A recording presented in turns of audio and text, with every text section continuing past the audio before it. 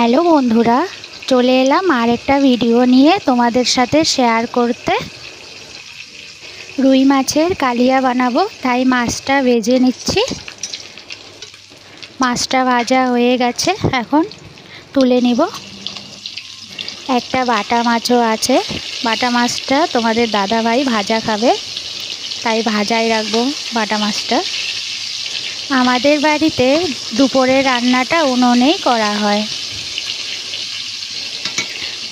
গরম দিনে উনুনে রান্না করলে একটু অসুবিধা হয়, কিন্তু খুব স্বাদ লাগে খেতে, আবার খুব তাড়াতাড়িও হয়ে যায়। বাটা মশলাগুলো একটু ভেজে মরিচের গুঁড়ো দিয়ে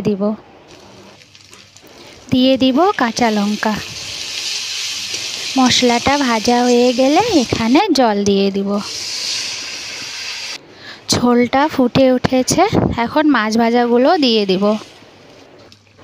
আর নামানোর আগে একটু গরম মশলা গুঁড়ো দিয়ে দিলাম। তোমরা সবাই কেমন আছো আর দুপুরে কি দিয়ে খাওয়া হলো কমেন্টে জানিয়ে দিও। মাছের কালিয়াটা কিন্তু দেখতে সেই হয়েছে, আর খেতে কিন্তু খুব দারুণ হয়েছে। আমি তো খেলাম। আর হয়েছে মুগ ডাল, সাথে রয়েছে কচু ভাজা। তো বাই বাই বন্ধুরা।